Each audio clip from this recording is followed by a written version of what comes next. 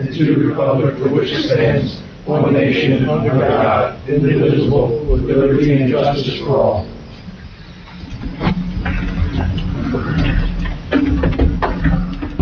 We're going to swear in Mr. Gravener, who is appointed as a member for the term. I, John Gravener, Do solemnly swear do solemnly swear that I will faithfully, impartially, and justly and faithfully, impartially, and justly perform all the duties as a member of the Township of Franklin Zoning Board to the best of my ability. I do solemnly swear that I will support the Constitution of the United States and the Constitution of the State of New Jersey, and that I will bear the true faith and allegiance to the same and to the governments established in the United States and in this state under the authority of the people, so help me God. Thank you. Okay, pursuant to the Open Public Meeting Act, the South Jersey Times and Sentinel were notified of this meeting. It was posted in the municipal building and also in our township webpage. Chrissy, roll call, please. Mr. Gattano? Here. Mr. Leo? Mr. Ketchum? Here. Mr. Garofalo? Here. Mr. DeCesare? Here. Mr. Hamel? Here. Mr. Tarasca? Mr. Iglesias? Here. Mr. Gravener? Chairman Here. Gravener, sorry.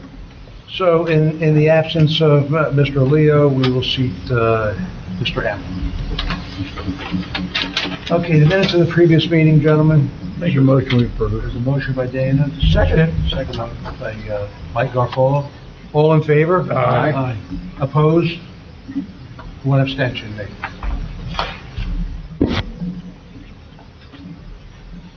Okay, first on our agenda tonight is ZB 23-04-1 in the name of Noria Chaberton.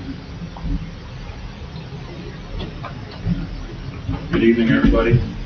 My name is Bob Baranowski. I am an attorney at the law firm of Heindel, Levin, Shapiro in Marlton. I represent the applicant on this matter, Noria Chaberton, JP LLC. This is an application before the board seeking an extension of approvals that were previously granted by the board that were memorialized back on December 5th, 2023. Remember, this is the floating solar energy array on the mining ponds at Sahara Sands. How could we forget that? It's a mighty momentous occasion. It feels like yesterday, but here we are. It's a few years later. The project has not commenced construction yet because of regulatory delay in getting enrolled into the community solar energy program, which, as you know, part of this solar array was to provide electricity for mining operations, and another significant portion of the solar array was to be sold into the grid for consumers to use, and that would be through a community solar energy program. The way the program has worked over the past couple of years, you have to put in a bid and project what your electric rates would be and how much you could generate and who would be the projected consumers, and there was a scoring program. So every year that the applicant was eligible, they submitted their bid, and they didn't make whatever the cutoff was for the last few rounds. But there is a new set of regulations that is in the process of being finalized that pretty much allows anybody who meets like eligibility criteria, like basically you have a solar array that can provide X amount of power into the grid, that this project can satisfy. And that will be finalized and adopted as soon as all the more newly appointed BPU commissioners take their seats. There were some vacant seats that were just filled after the recent elections with the governor. So once all those pieces fall in place, this project will ultimately be able to submit for the what they call like a walk-up bid. Basically, you just give the information, and this project will meet the criteria that are expected to be put in place, and then construction at that point can commence. It's expected to commence within 12 to 18 months after the solar array is accepted into this community solar energy program. And that's the reason why the applicant is seeking the 3 one-year extensions of time that are available. Under Section 52 for a final site plan, you get the initial 2-year period when there's no changes that can be made to the approval, and there are 3 successive 1-year extensions available at the board's discretion. assuming there's been no, zoning changes, assuming there's been, compliance with and efforts toward perfecting the approvals. So the applicant is seeking, with at the discretion of the board, all three of those approvals, so we don't see you once a year until the construction actually starts on the project. So we're asking if the board would exercise your discretion to give us those 3 one-year extensions all at once to give sufficient time for the regulations to be adopted, for the solar array to be placed into the community solar energy program. Then within that period of time afterward, like the 12 to 18 months construction will start and it will go to completion. So that's basically, and there's no, just to be clear also for everyone, there's no changes to this plan. There's no modifications or anything. It's just an extension, the exact same thing the board previously granted. I have a question. So this project, if I recall, was partially in Franklin, partially in Monroe. Can you fill us in with the Monroe portion of this? Truly appreciate you asking that, Mr. Shaddix. That was like the last note I had to Sorry. mention. I didn't mean to jump in I front didn't of get you. there, but I appreciate you got me there because we did also ask for that extension from Monroe and it was also granted. So yeah, the project is partially Franklin, partially Monroe. Panels kind of go across both municipalities. The dividing line kind of runs through the mine pond. So we have requested the same extension from Monroe and that was granted. And Another 3 years? They did grant it. We also requested and received the same 3 years. 3 years. Mike, was the public notified, just like a regular application? So we need Notice to, was given. so we need to open it up to the public. Just on the issue of the extension.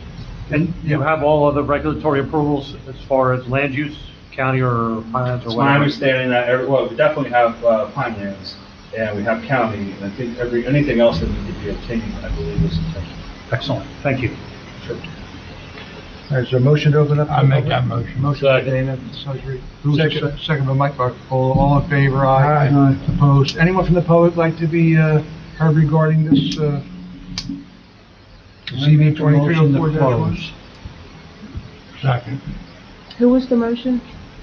Motion by Rich Iglesias, second by Dana DeSesare. All in favor? Aye. Opposed? Okay, what's your feelings for the, I make a Extensions. motion that we extend it to 3 years. I'll second that. Who was the second, Garofalo? Yep. This is pretty. Ready for roll call? Yep. Mr. Gaetano? Yes. Mr. Ketchum? Yes. Mr. Garofalo? Yes. Mr. DeCesare? Yes. Mr. Hamel? Yes. Mr. Iglesias? Yes. Chairman Gravener? Yes. Congratulations. Very good. Thank you, everybody. Have a good night. Thank you. Okay, next on our agenda, ZB 25-19. Is it MAT Real Estate or MAT Real Estate? MAT Real Estate. Mike, everything in order with the MAT Real Estate? Yes, notice was properly given.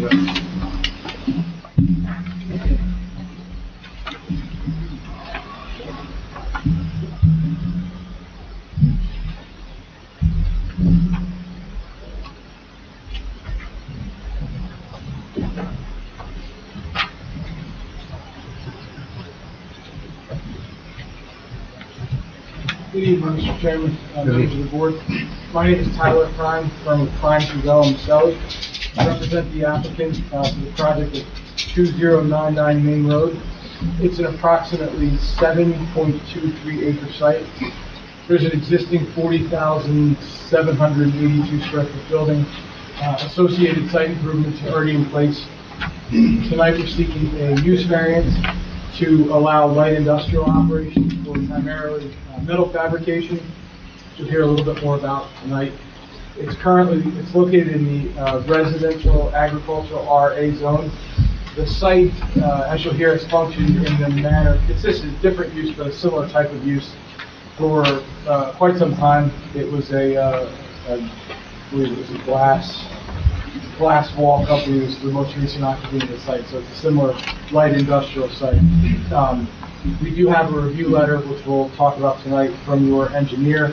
We've responded with a letter as well from my office dated January 28th.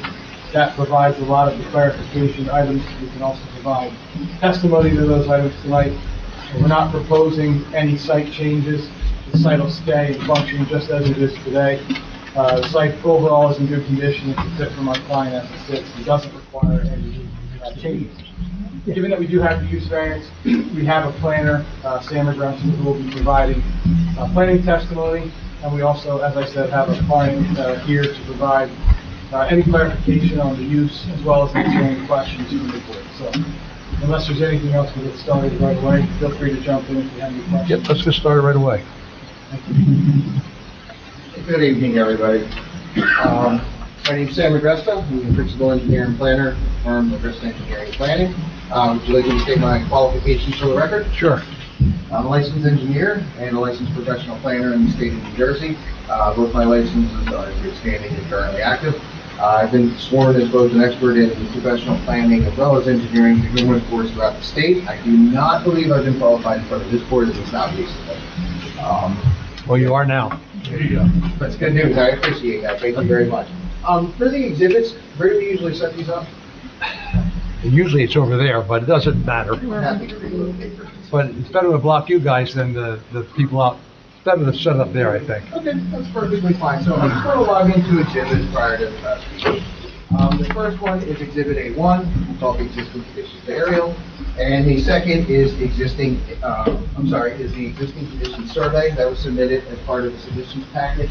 We just highlighted a couple items on it for visual purposes. So if we take a look at Exhibit A1, the site is identified as 2099 Main Road. It's on County Route 544, identified as Block 5602, Lot 33.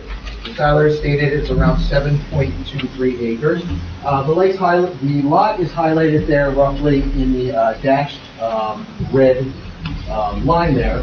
As we can see, primarily it's surrounded by mostly agricultural uses with a commercial / I'll call it light industrial. It's a shipping facility, RLS Logistics, off to the side there. There are some residents located along Main Road, and it is identified as zone residential or agricultural. The existing building on the site, we'll flip over to Exhibit A-2, is around 40,700 square feet. It's kind of that funky reverse C-type shape here that you see highlighted in brown. There is parking areas off to the right-hand side. Parking areas with 50 stalls in the front, and then asphalt paved areas with a concrete loading area off to the right-hand side there. There's ample room for any trucks to maneuver, any kind of deliveries to maneuver. There's also ample parking located on the site. Located around the building for lighting, existing lighting, there are several wall packs located around the building, as well as 2 pole-mounted light fixtures right there to provide on the utility pole along Main Road to provide additional lighting where employees would be anticipated to park right in front there. There is one sign that I saw located on the site. It's a monument-style sign, fronts along Main Road, approximately 40 square feet. There's no proposed changes to anything on the site. Tyler said this is pretty much definite use of an existing structure. There are some existing non-conformities, both variances required for the site. It's my understanding that an ordinance was updated or passed, I believe it was June 11th of last year. So as for the frontage, front yard setback from Main Road, 75 feet is required and 54.6 feet currently exist. Maximum impervious for the site, total allowable of 15%, we do stand at 31.9%, so just shy of 32%. And then as well as building coverage, total allowable is 10% of the site, and we stand at 13%. So again, there's no increase in any of these variances. We're not asking for any relief regarding that, these standards that predate the most recent standards. We are seeking one use variance for the proposed light industrial use for the zone, the RA zone. For some of the operational information, the site is, as Tyler said, uniquely qualified for this proposed use. Very similar, the current occupant is zonal wall systems. They do light manufacturing, similar to what we'd be proposing for the proposed use. Overall employees for the site, I believe from the start we'd be in the 10 to 15 range with a maximum somewhere down the road of 20 employees. It's my understanding that there will be some field personnel, 3 people in the field, not actually in the office, as well as the potential of 2 people working from home. That being said, there is some opportunity. We do have the 15 stalls here. If the need were to arise, there's 5 total bay doors here. 3, I believe, 3 or 4 are able loading dock height, and then there's one which would be a standard overhead door for van access.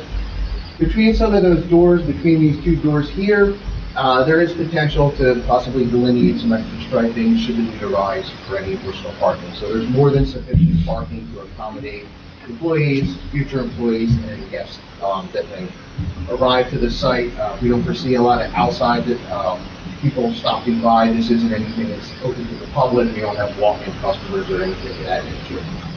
The hours of operation for our site will be 6:30 a.m. to 2:30 p.m. That being said, it is kind of an early start for that sort of area. There wouldn't be any kind of outside activity prior to the 7:30 hour in the morning. When we say outside activities, that would strictly consist of possibly loading and unloading delivery trucks. It will be your standard type trucks, your Amazon, UPS, FedEx, etc., with an occasional tractor trailer delivery, but fairly infrequent. When seeking use variance, which we seek for our proposed light industrial use, I'm sure you're all aware of the positive and negative criteria outlined in the municipal land use law, section 4055D-2. So the positive criteria outlines there's maybe 23 or so points. I'm only going to touch on a handful of them that pertain specifically to our use. The first one states under the special reasons that this use will be able to provide adequate light, air, and open space. While we do exceed the current standard of 15% coverage for the entire lot, there still is over 2/3 of the lot that is undeveloped and is not proposed to be developed by any means. There's a wooded area to the rear that provides buffering from our sites to the rear. There is a wooded area to the left-hand side, as well as a far setback. I think we're darn near 300 feet from the property line along woods area of Lido Street. So it is well buffered. It does sit back from the property lines. Although we're close to Main Road, we're still over 50 feet away from Main Road. So I feel that there is adequate light, air, open space, etc. for the proposed use. Item D under that states that we will not conflict with our neighbors, neighboring municipalities, the county, or the state as a whole. Being so similar to the existing use in there, I wasn't aware of any conflicts. I'm not aware of any conflicts with the existing use, so I don't foresee our proposed use creating any conflicts. We do have a neighbor to our right-hand side there, RLS Logistics. Them being a shipping company, I would assume there's probably a fair amount of traffic in and out of that facility. We're nowhere even close to that. We have our few vehicles a day, employees coming in the morning. Our shutdown hours at 2:30, so we're closing relatively early. This isn't by any means an operation that's going to extend into the late night hours. Additionally, we're located on a county route, which is very nice. We won't be generating any traffic in the local neighborhoods. We tie into main arteries that are very, very close by. Which ties into item H when it touches upon transportation routes that promote free flow of traffic. I'm sure you're all aware, we're about a mile and a half from Route 40, which is very close by, major artery for the area, kind of connecting the Delaware end all the way down to the Atlantic City end, and then it also ties into other arteries such as Route 55. They're very close, easily accessible, Kelsey Drive. For site circulation, we discussed the ample room for maneuverability, the parking area to the right, the loading area to the right, and the parking area for our employees. Item I, under the special reasons, states that promoted the desirable visual effect through creative development techniques. While I wasn't able to see the grass and the trees, there's no leaves and we're pretty well snow covered. I did look at some roadside shots that are available Google Earth, big maps, etc. Some historic aerials, different things like that. Everything seemed to be well kept, well in order, and I see the applicant, should we be approved tonight, certainly continuing that tradition of keeping the property, keeping it in good shape, taking care of the landscape, etc. The final item under the special reasons, it touches upon lessening the cost of construction, which again, I feel is really the crux of our application. You heard the word adaptive reuse. Anytime we can utilize an existing building and propose zero construction, it is essentially a benefit, I believe, for the applicant as well as for the community. The last thing we want to see is a big building that's not being used. Those are never assets in any way, shape, or form. So kind of wrapping things up here for the planning testimony, we lastly look at the negative criteria, and it's can this use be approved without detriment or causing harm to the public good? Again, this is much less than our neighbors next door, much less intense use, and very similar to the use that's operating there today. So if there was no major issues before, I don't really see any major issues or major harm now. We talked about the buffering, the usability of the site for our proposed use, and the fact that we have such limited hours. You know, there's no real traffic generation during kind of your peak travel hours, which would be your 7 a.m. to 9 a.m. and your 4 p.m. to 6 p.m. We kind of work complementary to those higher traffic hours. And then lastly, the proposed use will not significantly impair the intent of the zoning ordinance. We are not seeking, from a bulk standard perspective, any additional relief. These are all existing non-conformities on the site, front yard setback, the lot coverage, and building coverage. So we feel that we complied with that aspect of it. And then lastly, to address some of the items in the master plan, while the master plan does recognize the scattered commercial facilities in residential areas, this is a pre-existing use, which we are not expanding by any way, shape, or form, so we don't feel that it really aggravates that clause in any way. And then lastly, some of the goals outlined in the master plan, the 2024 master plan, seeks to provide opportunity for business development while respecting the agricultural heritage and desire of rural character. Again, this is an existing site, fairly well buffered. There's some nice tree growth around it, plenty of green areas, and we would certainly be complementary to that. And then lastly, under goal number 5, it says, I feel that this is a very important aspect of it, to provide support for growth and retention of business and industries, which is exactly what we're going to be doing, is retaining an existing business or introducing a new business to a currently operating business that would just kind of continue that tradition. That's for the site aspect of it, for the planning testimony. That concludes anything that I would like to address. If anybody has any questions. What exactly are you gonna do there? Because that was my question. What are they doing? I know it's some kind of light manufacturing, you said. So it is light manufacturing. I do not know all the ins and outs and particulars of the applicant. Well, I hope the attorney knows. Inquiring minds want to know. Okay, I can read the statement here. Fabrication of metal can stairs, metal railings, ladders, and other miscellaneous products. So it would be manufacturing of metal type products. So I assume it's Welding and cutting and metal work. Inside. Will that all be inside? Correct. All operations will be inside. As I had stated, any outside activities would be confined to just loading and unloading of deliveries. So no storage outside? That is correct. No C boxes, all raw material will be inside. That is correct, yes. I checked on all that myself before appearing before the So board. all this stuff is made to order, I assume. If somebody calls in, I need this, they got plans, and it's made there. Yes, So they're gonna occupy the entire site? The original owner is leaving? that is correct, yes.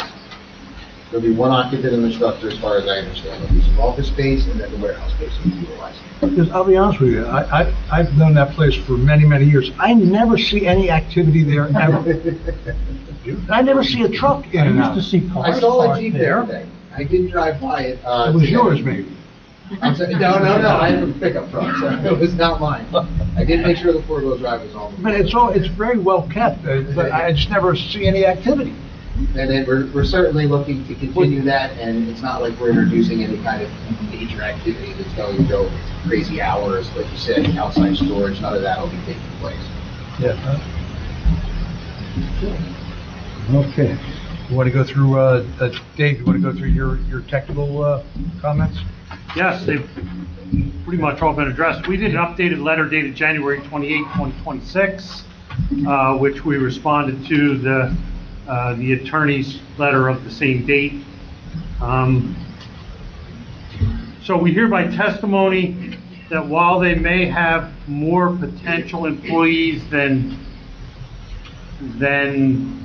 available parking spaces right there in the front, there is plenty of places on-site for some additional parking. That parking will be, A, on-site, not on the street, Yes. and B, will be in paved areas. That is correct, no Okay. parking on the any grass areas.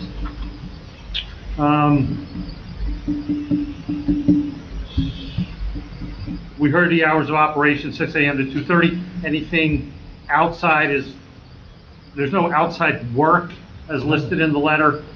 It's more just outside loading or unloading of materials.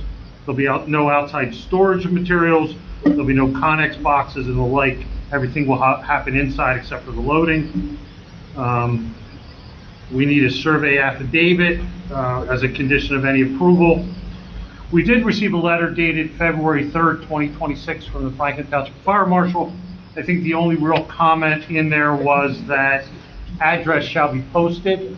So as a condition of any approval, we'll need the street address posted so it can be seen in a north-south direction on Main Road, and that would be in accordance with the 911 regulations.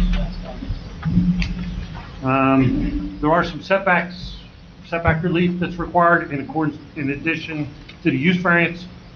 The building setback right now is at 54.6, it's supposed to be 75 feet per our most recent changes. That's an existing non-conforming condition, not being further aggravated, but it's still a variance we should grant tonight if you think that's warranted. Also, lot coverage. This is something new. We never really had a lot coverage requirement.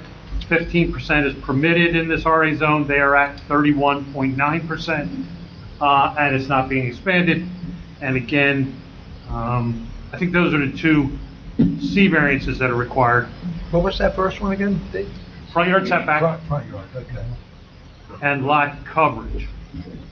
Now, there's a building coverage requirement in this zone of 10%, and they're at 13%. But the previous application was granted 19%, so they're not going any further than what was previously approved. I mean, you can grant that waiver, that variance if necessary. I think it runs with the land. I agree. We asked, we'll put in the letter, just to be sure. We've heard testimony this evening. What's that, John? Actually, why do they need, this is an existing building that was already approved. Why do they need these variances? The zone has They're not gonna change changed. the building. The zone has changed. Code has changed. Yeah, but we're not doing that to every place in the township that's that way. In the RA zone, we are. I guess we'll have to. We're gonna have to have a variant for everything that's in RA that's already built. That comes back before us. The change in the use. Not exactly the I don't think this is a change in the use. Well, it's still a commercial operation. But that's You just have my to be opinion. cautious, you don't have, you That's crazy. open up to any commercial use and end up with something that violates some of the things you talk about, like outside storage, outside work. So you need to know what the new person is doing in a residential zone especially. Right, and the use variance runs with that particular application. Correct. This is a different use, so therefore it's a new application. It sounds like based upon the testimony, the site plan waiver is appropriate for this application since there are no changes. That's all I have. I got one question. What's the sign gonna say? The name of the company is P3 Metals, so I would believe that they would like their company name. P3 Metals. C3. Just got one question. Thank Do you. you have any other witnesses or that's it? My question is about P3 Metals as well. So Matt Real Estate is going to be the owner of the parcel? Correct. And they're going to lease to P3 Metals? I think it's one and the same. It's just an ownership entity versus WN. And the existing sign will not be increased in size, you're just changing out the sign board itself. Also noted on the plan. Any other questions, Rich, anybody? Yeah, no, I'm good. Make a motion to the public? Yeah, make a motion by Anthony Gaetano, second by David DeCesare. All in favor? Aye. Aye. Opposed? All right, anybody from the public like to be heard regarding this application? If not, motion to... I make a motion to close. Motion by Dana, second by Mike Garofalo. All in favor? Aye. Opposed? All right. Heard the testimony. Is there a motion? Make a motion to approve. I'll second that. With the two variances, lot coverage and front yard setback? Regulars and then lot. And use variance. And use variance, yes. Site plan waiver and all the conditions that were Yep. discussed. All, yeah, all the relief they asked for, we got. Regulars in there. Okay, Chrissy? Mr. Gattano, Yes. Mr. Ketchum, Yes. Mr. Garafolo, Yes. Mr. DeCesare. Yes. Mr. Hamel, Yes. Mr. Iglesias, Yes, it'll be good to have another business. Chairman Gravener. Yes. Good luck. Maybe we'll see some traffic in there now.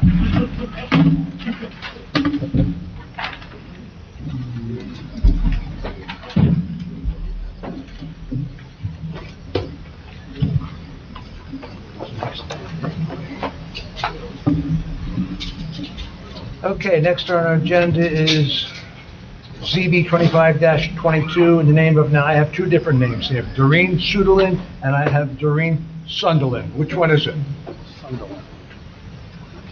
Thank you. My name is Doreen Sunderland. Sunderland, okay. We're the only ones in the country. We're requesting a variance so that we can build on an undersized lot to add on. Can I hold up 1 minute, Mike? Is everything in order? Notice, And would you raise your right hand, please? Oh, State your name and address for the record, please. sure. My name is Doreen Sunderland. I live at 3200 Euclid Street, Mount Jersey, Mountain Village. Do you swear to tell the truth about the testimony you're going to give? I do.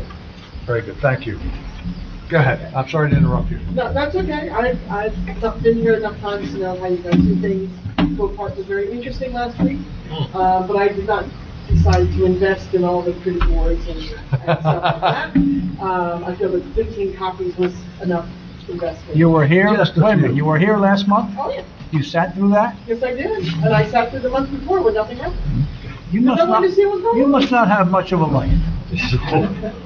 No, my family would disagree. She was educating herself. I will make mention as to why I'm investing my time, later. I don't want Okay, everybody but to you can know. just continue with this application Okay. now. For this application, there is an existing house, it's been there since 1956. It is about 1,050 square feet, which is a bit small for adding my parents. My father has dementia, he'll be 80 years old this year. My mother has polio syndrome, she will be 82 this year. They are in great need of assistance. My brother passed away, who was the owner of the house, passed away back in October of '24. I am the administratrix of the estate, because he did not have a will, so don't do that. Don't not have a will, please. So we have not completed probate, so I cannot transfer it into my mother's name at this point. Until that. So that's why we're doing this, because they need a place to live where they can be properly cared for. And that's what this bedroom is for. The problem is that we had 36,000 square feet of property, 180 by 200. And as of 2007, there was a law requirement put in of 1 acre, which is 43,560 square feet, I believe. And for some reason, the grandfather clause no longer works, and that's one of the other reasons that I'm here, because I would like an answer as to why 25391 no longer applies. But I would like to answer your question first.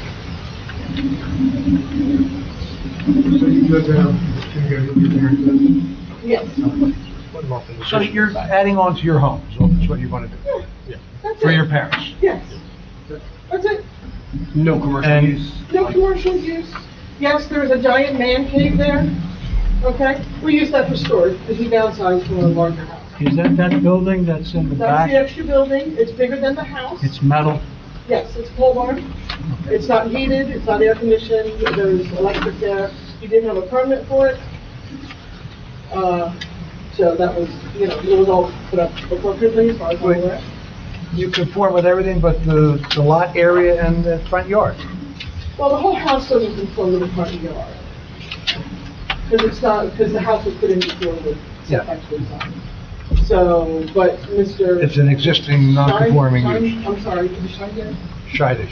Sorry, excuse me. has determined that the ADA deck that was put in there, we permitted it in 2009, that we would like to put a roof over. Not changing the size of the deck or anything, it now needs to have a variance because the roof encroaches on the front setback. So that's where you need the front yard setback, because of the porch. Okay. Is that it? That's it? Unless you have, if you have any. Well, we're gonna go through our engineer's comments, and then we'll go from there. Okay. Thank you, Chairman. We did a revised letter dated January 28, 2026 for this application, 3200 Euclid Street. We're in the Malaga Village zone. This has got an existing house and a garage. The application has since been amended. The original application was for an additional dwelling unit on the property. That is not what's here before us tonight. It is only bedroom. Right, so can I explain why that I Oh, was... we're good. We're down to, Yeah, you don't let's have keep to. this simple. Yeah, you Well, no, there was a reason why I was told it was an ADU, but apparently it's not anymore. Yep. Right, It's not, so so- it's not. Just to clarify for the record, this is simply an addition to the house for another bedroom. So the zoning officer had determined that he couldn't issue a zoning permit because of the undersized lot. That's why we're here. So the addition meets all the setbacks, that's fine. The front deck, they're expanding the front deck by covering it, so that triggers the relief for front yard setback. It's not any closer to the road than what's there now, but it is being expanded by virtue of the covering over. So this application is simply an addition on an undersized lot and front yard setback variance to the front porch. Then we wonder why people get annoyed. Yeah, that's true. Oh, sorry, I won't say it. All right, if you're done, Dave, are there any questions from the board to the applicant or anyone? I make a motion, we open the public. I second. Motion and second, all in favor, aye, Aye. opposed? Anybody from the public like to be heard regarding this application? If not, is there a Make a motion to close. Second. Motion and second, all in favor, aye, opposed? Okay. Chris, I make a motion to approve. I second that. motion by David DeCesare, second by Anthony Gaetano. Mr. Gaetano? Yes. Mr. Ketchum? Yes. Mr. Garofalo? Yes. Mr. DeCesare? Yes. Mr. Hamel? Yes, and good luck with the man cave. Mr. Iglesias? Yes. Chairman Gravener? Yes. Good luck. Thank you. Can I ask questions now? There's no need to ask any questions. No, I need to ask some questions. With our- I have gotten no questions answered. Well, I think you're asking the wrong board the question. Well, my first question is for Mr. Borelli. Because I asked Mr. Farabella both in person and via email as to why this grandfather clause, written in 1979, no longer applies. We have to. I got to start somewhere. Wait a minute, Well, you got your approval. No, you know what, it's not fair for everybody else. You need to go to township committee for I this, will not be. us. This is I've not us. already done that. So would you But sit I would down, like to please? know from Mr. Borelli why this no longer applies? Or why does it not conform to my lot? You want to answer that question or Because not? I have If not- asked that, Okay. No, the zoning officer made a decision, and that's why she's here, she's got her approval, I mean, and I pursued Mr. Farabella and said, please tell me why this doesn't work, and he could not do it.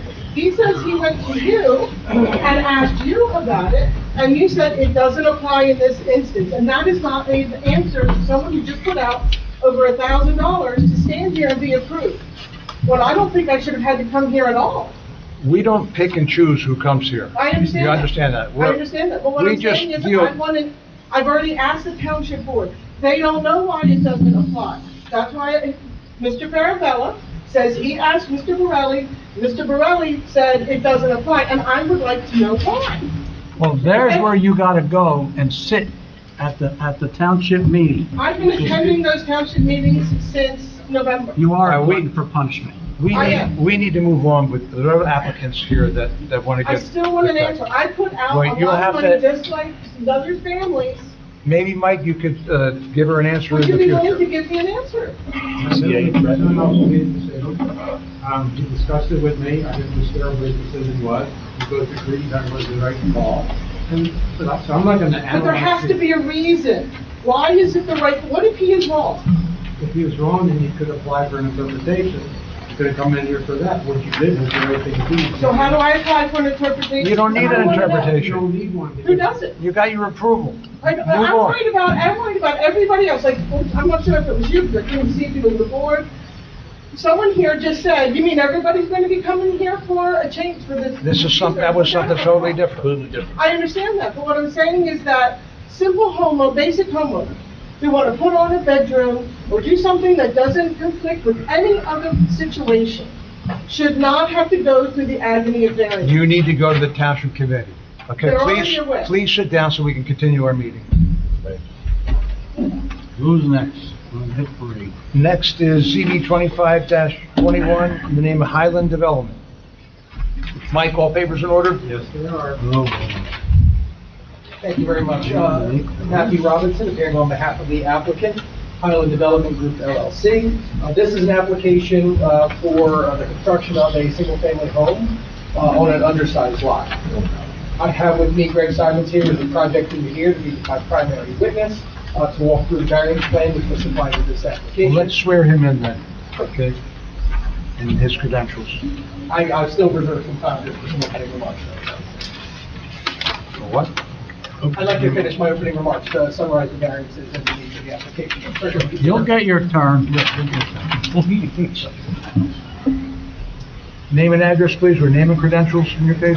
Gary Simons from Ewing Associates, Euclid, New Jersey, licensed professional engineer in the state of New Jersey, in good standing. I have presented in front of this board before, in front of planning and zoning board. Thank you. Without objection. Yes. Mr. Simons, I'll skip ahead here. You swear to tell the truth about the testimony you're going to give? Yes. Mr. Simons, could you just confirm for the board you're the author of the variance plan submitted with this application? Yes, I am. In review of your variance plan and in conjunction with Mr. Scheider's letter, could you just walk through the variance plan and the relief being requested for some of the nonconformities of this lot? The property is 124 Idle Lake Road. It's on the corner of Pine and Idle Lake. This lot is 2804, lot 5. It is approximately 0.17 acres in size. We're asking, we're variances, full variances, to construct a single-family dwelling. I believe it's a 3-bedroom, single-family dwelling, with off-street parking and garage. There are residential, neighboring properties on both sides of the property. Going to the north, there's 2 adjacent lots, lot 6 and then lot 7. You can see according to the tax map, they are 70 by 100, and our lot is 75 by 100. There are houses on these 2 lots, and I showed that in here on this map, and there's also additional lots on the other side of Idle Lake Road that has smaller sized parcels. So just to walk through the variances as called out in the review letter, as a result of the lot being undersized, obviously it's going to impact the ability for any house to place on the lot without meeting setback variances and coverage variances. That's correct. So looking through the summary as provided in this report, we would be seeking variances, the lot area and street frontage are pre-existing variances. There would be the variance for building coverage, front, side, and rear yard setbacks. And then we would need an impervious coverage variance based off of the footprint of the building. We're certainly going to exceed the necessary maximum 50% amount. Correct. Right. So to provide some history to the board as I was starting, this is actually a prior subdivision. We did some research, and Mr. Simons was in conjunction with the client, that back in 1955, Idle Lake development was formed, subdivision was done properly by this municipality, so all of these lots are back from the 1950s, and some of which elected to merge for double lots for bigger homes. You know, the balance, though, as Mr. Simons testified, are identical sized lots. They're all drastically undersized by today's standards, but they all have residential homes surrounding the current lot. Now, in an effort to see if we had an opportunity to improve our lot size, we did make some inroads, and Mr. Simon, you can confirm with the client that we sent out the necessary mailing to both of our contiguous neighbors.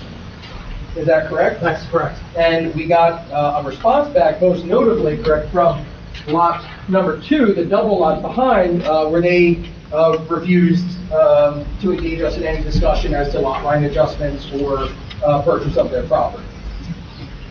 And I assume in which that the rear of their home is somewhat near that property line, so there wouldn't have been a feasible way to take any of their land. Is that accurate? That's accurate. And both of the adjacent lots are currently undersized, so taking any additional land from those lots would increase that non-conformance. So without any realistic opportunity to gain more land of a pre-existing lot approved in the 50s, we're at the lot we have, we're playing the hand we're dealt. Yes. Okay. So considering that, if all of the variances we've identified and are called out, if we could just walk through the report, I believe the most notable consideration, and Mr. China can confirm, is just give a quick testimony as to the size of the driveway as it relates to note number 10 in his report, so that we can provide some testimony and see which direction we would like to go. Currently, we showed a driveway about 17 feet off the property line. The driveway does extend another 10 feet to the roadway. A normal parking space, a typical parking space is 9 by 18. Since we only have 17 feet shown, it was brought up by the board's engineer that it was undersized. We didn't ask for a variance or waiver for that undersized, but we can move the house back another foot and arrive at 18 feet. Which would need us to just increase the setback to the side, the request there by 1 foot. That's correct. And we have no objection to either solution, whatever the board engineer is for. That is correct. And the impervious coverage for the property, moving the driveway, making the driveway 18 feet, would be 23.4%. So that would be the precise requested percentile that Mr. Shiner was also confirming. Versus the 15% required. Allowed, yeah. We're here to answer any questions. Relatively straightforward application, though. We believe we've exhausted our options, and it's left us with a lot that's particularly suited. It's undersized, so it can't be improved beyond that. So without any variances granted from the board, it'll sit dormant and have no ability to be developed. Does the applicant own the lot? The applicant is currently under contract to go. I'm curious if any of the other homeowners tried to buy it as well.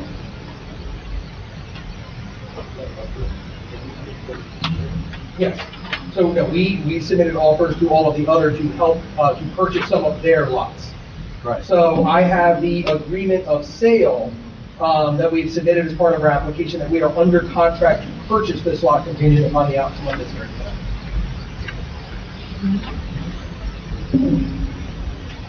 Any comments, Dave? I mean, all those lots there are so small. Right, we had some fun doing the title search all the way back to the 50s, so at least they bid so small for 70 years. Yeah, but there was, back in 1955, they made them lots that size. But today they made it an acre and a half for a reason. And this isn't even close to an acre and a half. Yeah, sure, but that's the nature of a pre-existing condition. I understand that, but 1955 is different than 2026. I understand, but it effectively, that by the logic of approving it to 55 and then changing the regulation down the road means it's an unusable lot. Nobody can build anything on it ever. So this, we believe, fits into it's obviously permissible use, it fits into the character, and all the other homes on the lots around it are there and built and go along with fine. So 23%, 23.4% impervious coverage. I don't think that's a huge amount of impervious coverage for a smaller lot. And not a bigger footprint than any of the other surrounding homes in that character. Specifically, the client has provided, I'm more than happy to share the board, approximately 1487 to 1643 would be the square footage of the particular model of the home that fits into the footprint, particularly variant. Correct. So we have a whole host of variances. that they Yeah. went through. So lot area, you need 1.5 acres. The applicant is requesting the existing condition of 0.17 acres. Street frontage is supposed to be 150, it's half that, it's 75 feet. Maximum impervious coverage is supposed to be 15%, they're 23.4%. Maximum building coverage 10%, this is 18.6%. Front yard setback 75 feet, they are at 53 feet. Move it back. Requires a variance. Side yard setback is supposed to be 20, they're at 17 feet, which is another variance. Rear yard setback is supposed to be 50 feet, and they are at 13 feet. So those are all the variants that are associated with building on this undersized lot. I did have a comment about the driveway. Technically, you can't put a car in the driveway unless it's hanging into the right-of-way. We would recommend that the parking space be in accordance with the residential site improvement standards and be a minimum of 18 feet deep, which would require losing a foot off the house. Yeah, right, and we testified, we have no motion. As for the variance, it says 17 feet. Or move it back, you're Side. saying. Yeah, either's fine. Move it back and they lose more in the rear yard. Technically, it's a side yard, the way our ordinance is written. It says two, this is a corner lot, but our ordinance says the Idle Lake Road is actually the front. And just for a practical consideration, Mr. Simons, these properties, the house that would be built, would include garages. Yes, it will. And a two-car garage, nonetheless, I believe. I'm not sure if it's 1 car, 2 car, but there'll be 1 off-street parking space in the driveway and 1 parking space in the garage. Okay. That will comply with the RSI's requirements for 3-bedroom. But that being That's correct. said, the client has no objection to whatever the preference of the board indicates. And our last comment then was, we recommend that the driveway apron be paved in this area. Okay. So it comes down to the board, it's just, you need a lot of variances. I think the argument, just to summarize, is no matter what gets built there, anything, this is where it's gonna end up. It's either the government's gonna make the decision that nothing can be built on the lot, or it'll just be another house in the room, the houses that are already there. You sent your letter regarding purchase or sale, Yes. both that you would, I think you sent them to us. Yes, yes, we did, via email, Mr. Steve, and I did reach out. The one we got a response to, the one We got it unlinked, so they ended that. But in fairness, Mr. Simons, you can confirm, the one that is unclaimed is related to this lot 6, which their house is already 10 feet off of the property line, so it's not like there's room we could even, but we did, we sent those letters on that. Let's clarify that letter. That letter that you did get back said that they would not sell you any of their property. Correct, and I'm happy that was. Hold on. The letter, did it not also say that they are unwilling to purchase your property? It's the form letter that is provided by Franklin to be filled out by, and no, they're not willing to sell, no, they're not willing to purchase. So the neighbor's not willing to purchase this to enlarge their lot. That was the point I was trying to get to. Thank you. Let's open it up to the public now. I make that motion. Motion by Dan DeCesare, second by Mike Garfolo, all in favor, aye. Aye. Opposed? Is there anyone from the public like to be heard regarding this application?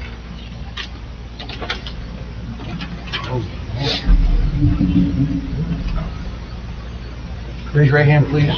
You swear to tell the truth about the testimony you're going to give? Yes, I do. Name and address, please. Michael Beck, 1609 Hall Ave. They want to do this on a point one. That's what they want, yes. Point one established, and current zoning 1.5. Yes, Is that well water and septic over there, or is it? yes. How do you manage to keep them separate enough for themselves plus their neighbors? I guess that would be up to that's up to the county board of health. The county board of health makes that decision with wells and septics. If they can't do it, then there won't be a buildable lot. And how wide is this lot right now that they want to build on? 75 feet. 70, 75 feet. 75 by 100. On Idle Lake. And then it's 150 right now? Lot Yes. frontage, correct. I mean, I moved down here from Central Jersey to escape that crap. And it just seemed to follow me somehow. I have 7 acres, and I don't feel that's enough. I think I have 250-foot frontage. Honestly, it's stupid that my lot's 255, 15-some hundred. I have 1,500 wide, 250 deep, and my neighbors the same way. We like each other, but not that much. I have a 100-foot lot right next to me, and that's why I'm here. I don't want to see those trees disappear and a house gets stuck there. It's 100 feet wide and probably 1,500 feet deep. So we could turn it to mansion sideways there, then we'll stuff a driveway. This particular lot, every lot in the neighborhood is the same size. They're all undersized, small. 50s and now waiting for now. Well, I don't know if they were all built back in the 50s. I share your sentiments on the I get it, rural though. character of the town, but I highly doubt that unless you know someone who lives on Pine or Idle Lake, you even know that road exists back there. Yeah. So, I don't even know where it is. Exactly. I've only been here 5 years, so, Yeah. and I don't go out that much. And I've been trying to again, find my neighbor's 100-foot wide lot, just to keep my trees there. But the family can't decide what to do with the 2 lots they have. One has a house, the other one's unbuildable. So if stuff like this gets through, guess what? You set precedent, it's gonna be buildable. So anytime something comes up here, you're gonna see me. You know, every time an application comes here, it's treated as a separate application. Oh, yeah, So, I know.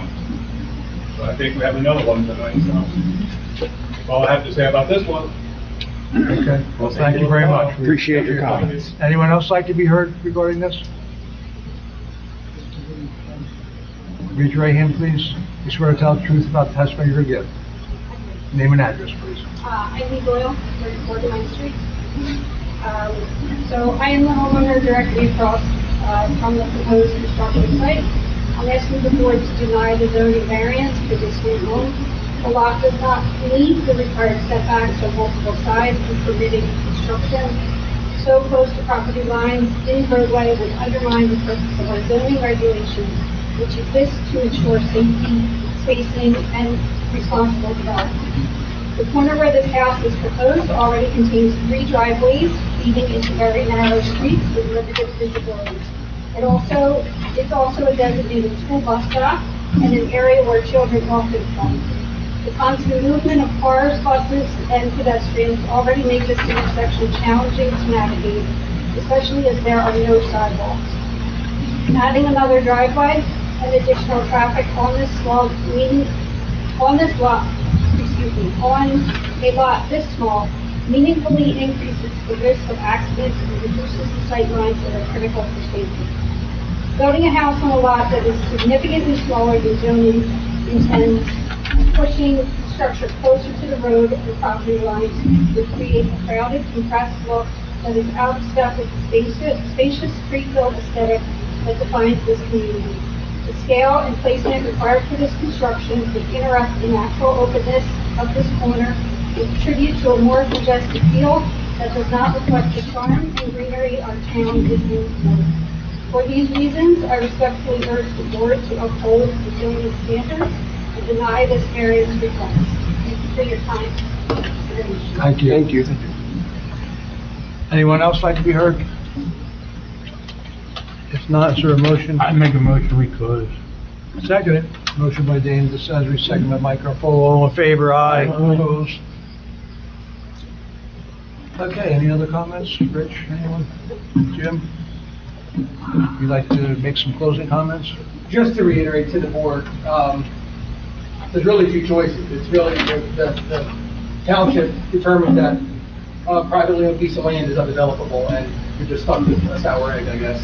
Or it allows the applicant to build a house just like everyone else would want this house. We think that it would be arbitrary and capricious to deny a house of the exact same dimension, same size, because of the fact that the bar got moved between when the lot got approved originally by this board and what happened with the zoning regulations. It's the same logic about being grandfathered in. It's an undersized lot that we didn't create.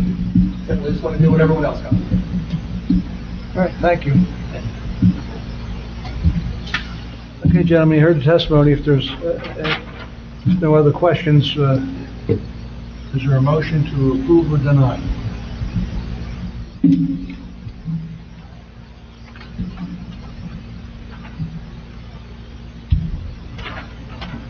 This one's a little hard. I make a motion we deny. I'll second the motion. Motion by Dan DeCesare, second by Mike Garfolo. Mr. Gattano. So the yes is for the denial. I will be a yes for the denial. Mr. Ketchum. Yes. Mr. Garofolo. Yes. Mr. DeCesare. Yes. Mr. Hamel. No.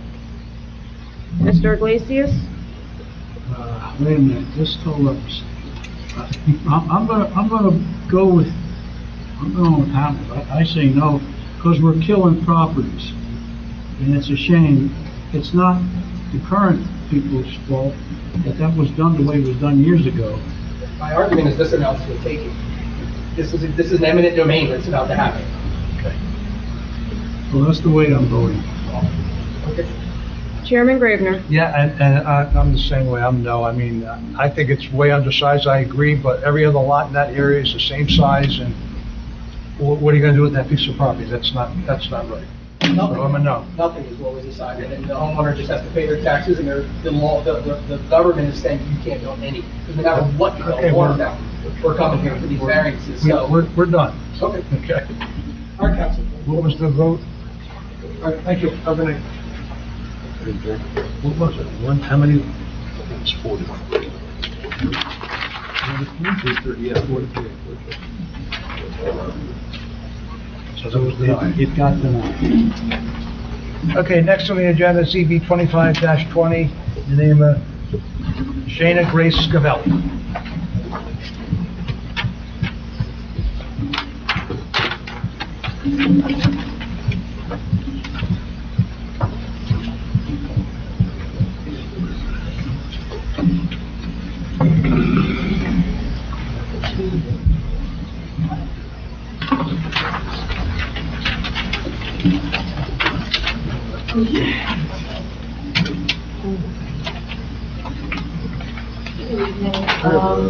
Sarah Vargon, the looking applicant.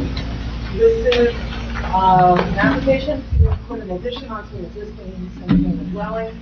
I didn't get your name, what was it? Sarah Vargon. I should know you, but Is the applicant I gonna be can't see testifying? out of one eye and I'm blind in the other, so. Is the applicant gonna do any testimony? Yeah, Let's sure. swear in. You might have a question. Raise your right hand, please. You swear to tell the truth about the testimony you're gonna get. Yes. Name and address, please. Shannon Scavelli, 3013 West Mill Road, Euclid, New Jersey. Thank you, Shayna. Bluefield mailing address, Preston, Kansas. So anyway, mom and dad own this house, right now. And Shayna wants to get it. She wants to purchase it from her parents or gift it. I don't know how they're going to do that, but whatever. She's going to get it, and she wants to add on to it. She is an artist, and wants to put, part of the addition is to put an artist studio. Renovate the kitchen, and I think renovate a bedroom. So it's going to require an expansion. Now, right now, because it's in the Pineland zone, it's less than 3.44 acres. So it's undersized. And by adding this addition on, some of it's renovation, but there's also addition to the footprint on the ground, she's expanding that non-conformity in a sense, the density. So she has to come here and ask for permission. So the natural question, and we've heard it of other people, is, what have you tried to do to enlarge your lot to make it conforming? So what I brought, and it's part of your application, is the survey from 2022. She received, her parents received approval from the zoning board to, the original lot is what's shown in pink here. And the lot next door used to wrap around the back of her, of this lot. And as a result of that 2022 subdivision that got approved, she now owns the whole thing that's shown in green here. So she's basically doubled the size of the lot already. So when the question is, what are you doing to try to get more conforming with your lot size, that's what's happened. There is a lot, the adjoiner on the west side is a flag lot. So the flag is here.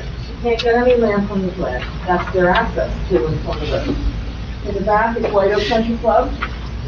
You know that if you owns it, you need the legislature to approve, giving land to somebody, so that's not happening. And Mom and Dad have already generously conveyed that back piece there to this lot. So so she's out of options as far as trying to make the lot any larger than it is now. So in the application, you'll see the architectural, select pages from the architectural drawings that shows what's going to happen. You probably won't even see it from the street, because the addition is out the back. So we're going to ask the question about how is this going to impact the neighborhood. Nobody's really going to see any difference. When you're driving down Duckville Road, you're not going to see this. And on the architectural drawings, you can see both the expansion footprint, what that's going to look like. Part of that is a deck, so it makes it look a little bit more exaggerated than what it is, as far as increasing the footprint. And then the other drawings show you what the addition part is going to be out the back. So this addition is the studio is for her personal use. This is not a commercial operation. She's not a retail shop or anything. It's just her doing her thing, and that's it. So what relief do you need? Pardon me, sir? What relief do you need? Strictly the, Just because Pinelands. the density is 3.4. Worse for an undersized lot. Anything to add, Dave, besides that? It's a lot area variance, right? You need 3.4 acres, it's 1.6. Everything else is fine. It's a lot area variance, they meet all the setbacks. And the addition's behind the house. Correct. All right, how about we open up to the public? I make a motion, we open the public. Second by Mike Garfolo, all in favor, aye, opposed. Anyone from the public like to be heard regarding this application? I make a motion to close. Second. Who was the second? Was it? Who seconded? Dana. Second. All in favor? Aye. Opposed. Okay, here's the testimony. It's just Make a motion to lot approve. area. Second. Motion by Anthony Gaetano, second by Danny DeSalvo. Mr. Gaetano? Yes. Mr. Ketchum? Yes. Mr. Garafolo? Yes. Mr. DeCesare? Yes. Mr. Hamel? Yes. Mr. Iglesias? Yes. Mr. Chairman Gravener? Yes. Okay. Next on our agenda is CB 25-24, Avis Builders LLC. Go on and paint, young lady. A little bit more than paint.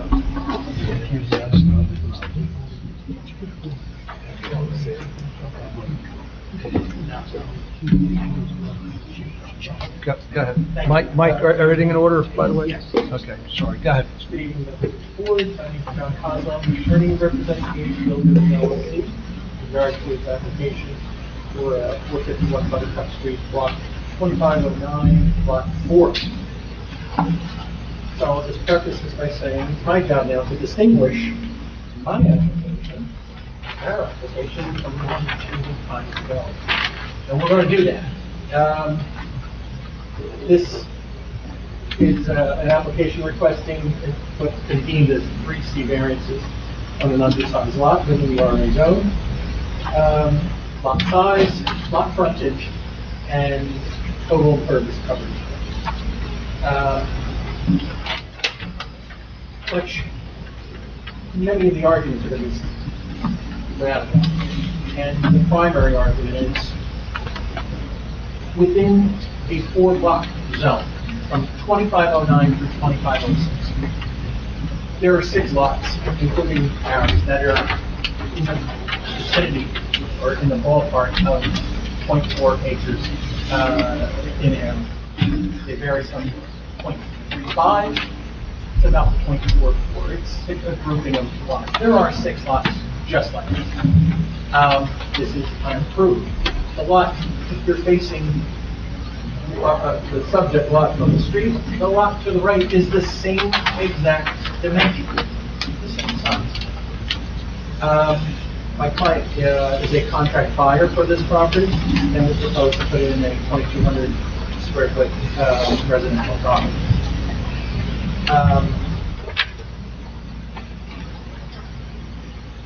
So again, within a 4-block zone, there are 6 lots just on ours. In our block, 2509, there is 1 compliant block out of 9. 1. In 2508, out of 8 lots, there are 0. There is 1 in 27 and 1 in 26, and they are vacant lots. Just for the record, you mean 2507 and 2506, correct? Yes, sir. I'm sorry. It's okay. So when we come in here asking for this, does the lot meet the character of the neighborhood? Yeah, for 4 blocks, it does. Is it on the smaller end of it? Yeah, it does. It is on the smaller end. But there are no large lots in this zone. In this area, there are none. Again, 1 out of 8 in 2509. Apparently it was just a new construction on Little Hill. 0 out of 9 on 2509. The relief we're asking for is not extraordinary in this area. And we're at 0.4, essentially 0.41 acres, which doubles the size of the last lot you had in front of you. It's not 1.7, it's more than double. So those are the distinguishing features of our application between just rule of thumb and what we would like to do. This grade was the principal of Davis. But that lot got turned down. I understand, and this is why I have to distinguish this. Our lot size is double that. Within, again, the 4 blocks in a row, we're 1 of 6 of the same size.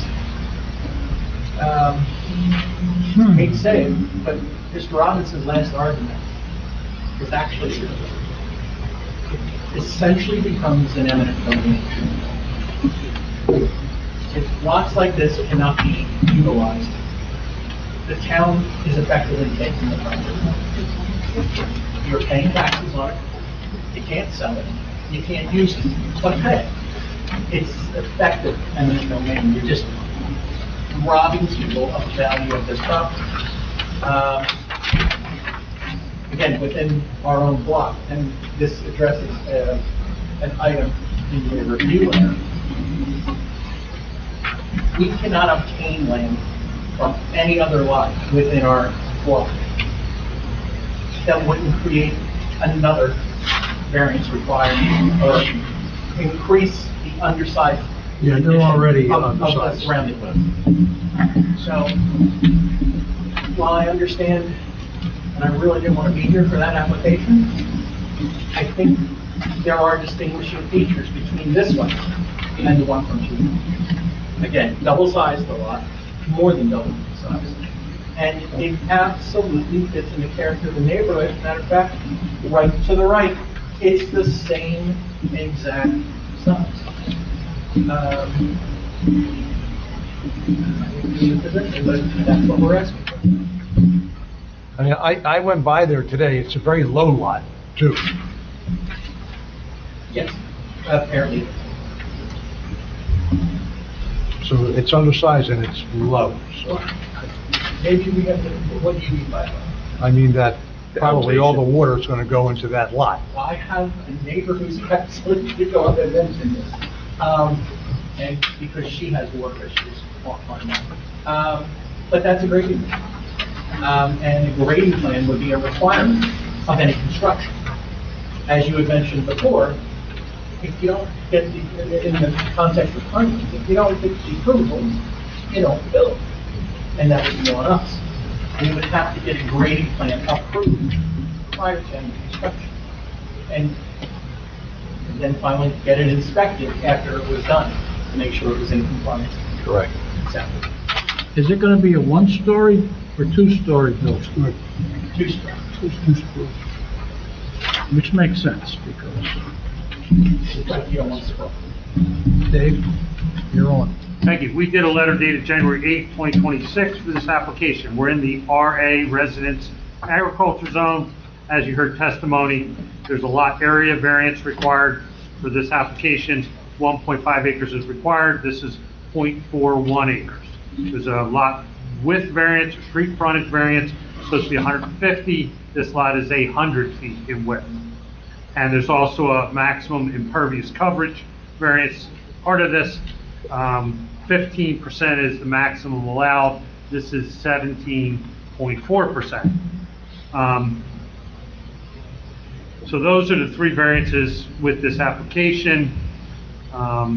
There is parking in accordance with the residential site improvement standards for this proposed 4-bedroom dwelling. And as with the other application, a paved or concrete driveway apron is recommended as any part of any approval. And like you said, if this, we weren't given topography of this, it's not required, but if in fact this is a low lot and it holds water, there's a lot of other steps the applicant needs to go through if he gets approval here tonight with grading plot plans to meet your township ordinance requirements that no water can leave your site, can't impact the neighbors. You also need septic design. They'll be looking at items such as that also. If they don't meet the minimum depth to seasonal high groundwater, it can't support a septic system. So there's a bunch of other steps if this application goes forward this evening. Is that part of our ordinance, that the water can't leave your property, Dave? Yeah. That's part of the grading plot plan review by the township engineer. Any question for the applicant? Yeah, the pictures you showed with this lake. I don't think they're from the applicant. Yeah. So These photos are in the I've seen the package. same picture. I saw it in the. Yeah, we got the exact. So I saw the same picture that you saw. I did, and I'm sure she's coming up. Okay. He did submit them. A lot of that is also on her phone. This is not just exclusively pictures, and I'm sure she'll explain that. Okay. Yeah. And point that out. All right, well, let's open up to the public. I make that motion. Motion by David, seconded by Carpolo, all in favor? Aye. Opposed? Okay. Anybody from the audience here would like to be heard regarding this application? Come forward. come on, you got all the pictures. We're gonna have to swear you in again, okay? You swear to tell the truth about the testimony you're gonna give? Yes, I do. Name and address. Michael Beck, 699 Ball Out. This is a contract sale. What's that, sir? The applicant here is not actually the owner of the property. They want to buy it to build a house. I'm assuming that's, yeah. The current owner is not here for the property. Are they gonna live there or are they gonna sell it? They're selling. I was on the planning board for 12 years, chairman for 10, you know the town. I saw this all the time. People came, did what they had to do to get their variances, built it, and split it. And all it did was kill the school system. Besides everything else in the town, we actually had to go down to R40 lots, an R40 zone, 40 feet wide. Used to be 50, used to be 75, they just kept shrinking. And I would hate to see that happen here. 100 feet to me is not near enough to build a house or to put a trailer on it. At least they want to go 2 stories, so it's not a huge house with a huge footprint. I mean, I have a pole barn, it's 40 by 60. Their house takes less than that as far as footprint for what they want to do, but 100 foot was made for a reason. We just hope we keep it, follow this, the reasons work, or change the zoning. If you want to do 100, if you want to do these tiny lots, less than half an acre, change your zoning. We Just can't, get the master you plan, understand right? that we can't change anything. No, I know you can't, but they have to go in front of the council and try to get the zoning changed. Wasn't the master plan just done recently? That's correct. Okay. I'll go back to your original testimony from the previous application as well. these streets, I doubt if you don't live on them or have an uncle or aunt on them, I can almost guarantee you that you've never been down them. Unless I got lost. That's it's a pretty good turnaround spot, but, again, I want to reiterate, I am also concerned with rural characteristics of Franklin Township, but, take a drive through there. I mean, you got the addresses here. Tomorrow, if you got time, one day this weekend, check them out. They have a notified 200-foot radius, Yes, right? that's always correct. So if their neighbors aren't here to complain about it, so be it. I don't live there, it's not gonna affect me.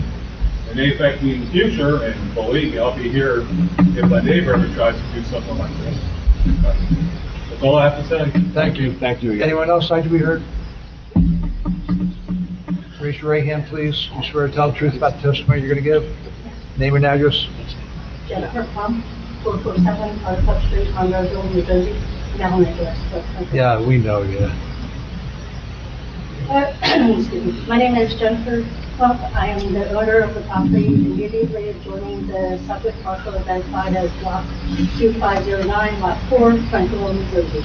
I submit this letter in formal opposition to the variance application for the construction of a single-family dwelling on a lot that does not meet minimum lot size and frontage requirements. Under NJSA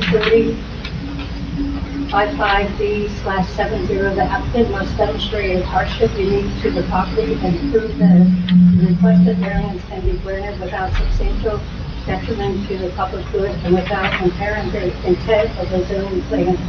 The applicant has failed to meet these statutory requirements. Minimum lot size and frontage standards are fundamental zoning controls, particularly where stormwater management is concerned.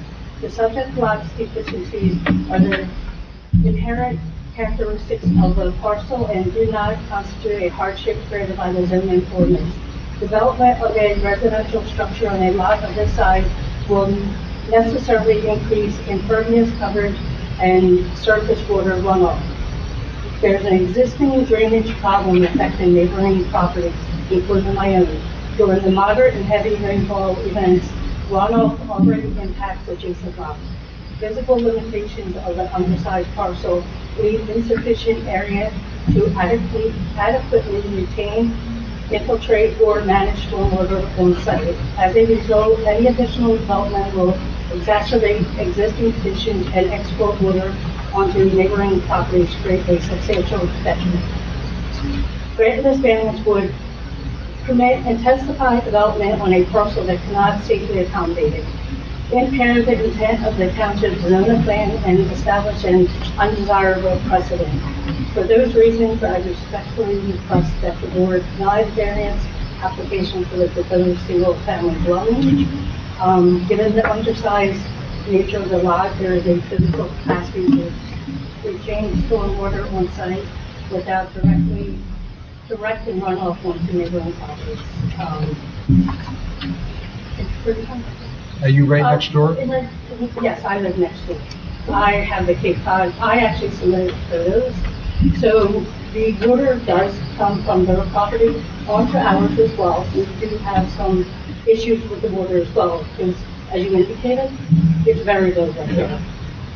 So it just, when the snow's going to melt, it's going to be very heavy. We had to obviously invest a lot of money. When we had those standing water, we literally had bought trash pumps. And thankfully we moved to Sudelin at the time. We're able to funnel the water all the way down at the property they had. So That's what I was actually going to ask you. Where does it ultimately end up draining away to? Does it go out to the farm field there at the end? So when it's been, several years since it's been like that, but we have trash pumps and we hauled just hundreds of feet of, The discharge hose. Yes, Yeah. thank you. And we dump it down at what we call just the ditch, where it is. But if you go out of your driveway and make a right, it goes down that direction? Yes, and Okay. we run it along the road. Right. Literally into the.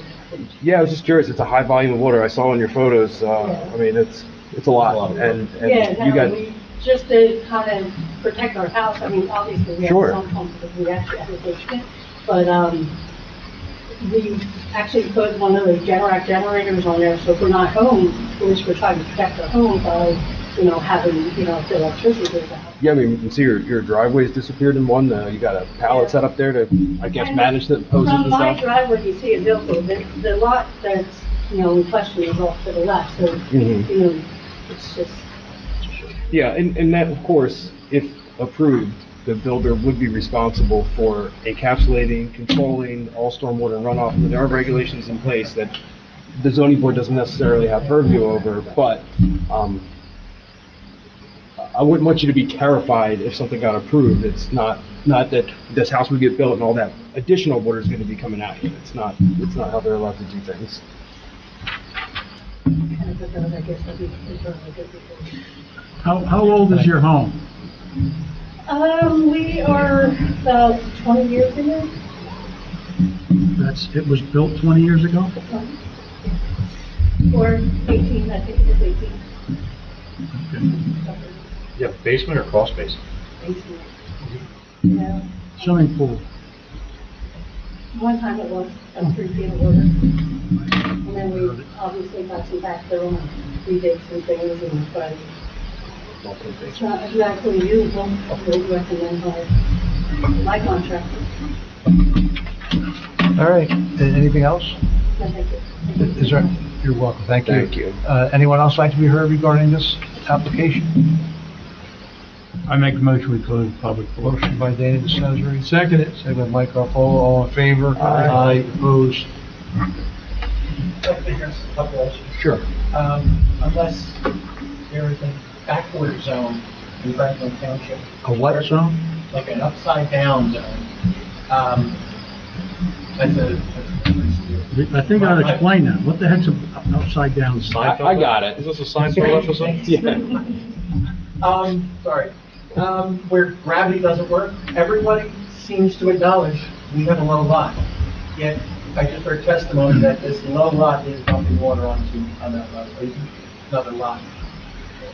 Gravity works one way. It goes to the low.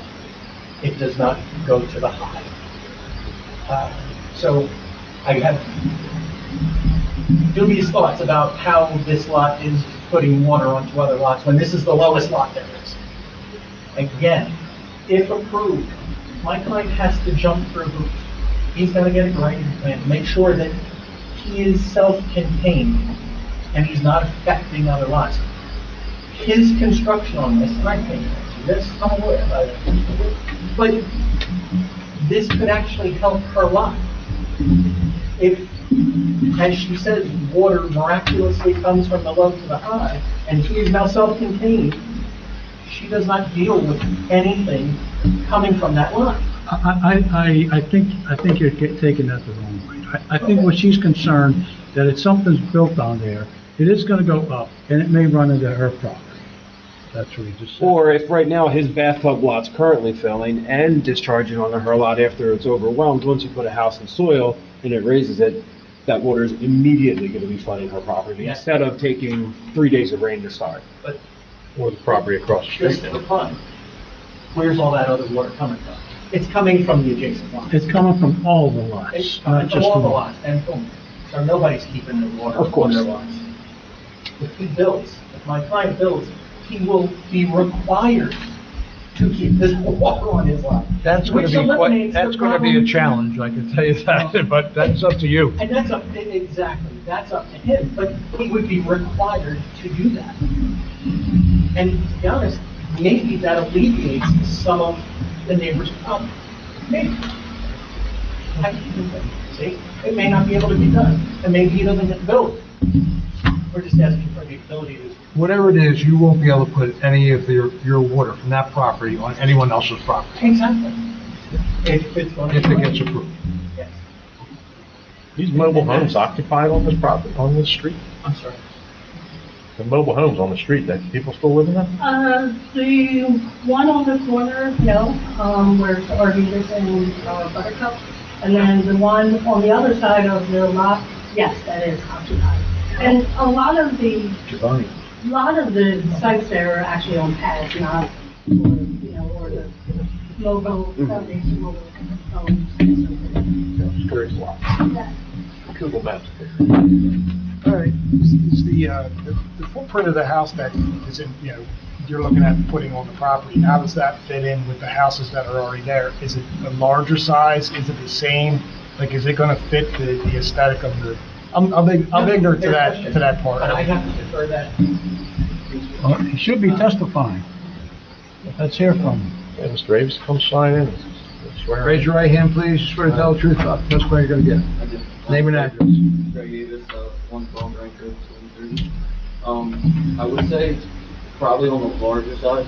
I don't say biggest home, but the neighbor to the right, she stated it's a mobile home. Someone does live there, I don't know how. But there's a few houses on the street that are 2 stories. I don't think it's an eyesore. It's not going to be like an oddball. But there's some ranchers this one. So I'm not completely 2 stories. So it's bigger than the 2 houses right next to it, but it's not.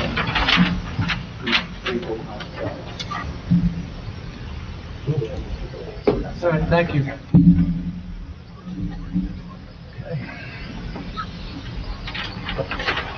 Any comments? I'm gonna make a motion approving. I'll second that. I'm getting tired of. Gaetano? Motion to approve. Second? And with the variants that go along with it, which are lot area, street frontage, and maximum impervious coverage. Is there anything else, Mike? Just want to make sure if your motion to approve, that all the runoff from that property stays on that property. Yeah, and that's part of it. Runoff, the water's gotta stay on the property. I don't know how, but you gotta make it work. So it'll need A lot of infiltration. Okay, there's a motion, and did you second that, Anthony? Yes, sir. Second by Anthony Gaetano. Chrissy? Mr. Gaetano? Yes. Mr. Ketchum? Yes. Mr. Garofalo? No. Mr. DeCesare? No. Mr. Hamel? Yes, and I would just like to say for the public that me personally, I take into consideration the placement of these undersized lots in consistency with the other houses around them.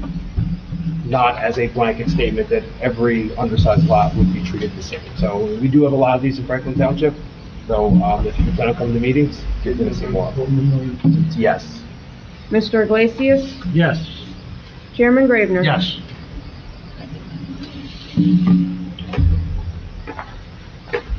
Okay, that concludes our applications tonight. We'll move on to resolutions. Yes, we have 2. I'd like you to vote on those separately. You have Luciano, the approval for the dog kennel. A motion. Okay, is there a motion to approve the CB 25-11? I'd make that motion. Second. Motion. Gaetano, second? All in favor? Aye. Opposed? And I abstain. So the second one was the Copart, which was a lengthy, somewhat contentious hearing. I want to make sure we have a confirmation for the record in the minutes so that you all received this resolution in advance. You had an opportunity to review it. If anybody has any changes, now's the time to let me know. If not, we'll assume that reflects your findings and your decision. Everybody, I think, was here other than John. Right. Mr. Taraska's not here. So everyone else is here other than John. So we'll do a roll call on that. Do we have a motion? Is there a motion to approve? I'll make a motion. Garofalo? And Gaetano, a second? Yes. Wait, what do we approve? The resolution. The resolution for Copart. The one you chaired for. Who's tonight? Yeah, well, you did your hair last month. Yeah. Mr. Gaetano? Yes. Mr. Ketchum? Yes. Mr. Garofalo? Yes. Mr. DeCesare? Yes. Mr. Hamel? Yes. Mr. Iglesias? Yes. Okay. Okay, that's it, for the meeting tonight. Is there a motion? Motion to adjourn here. Second. There we go. Motion and a second, all in favor? Aye, opposed, meeting adjourned. Oh, my God. Always count on you. It wasn't.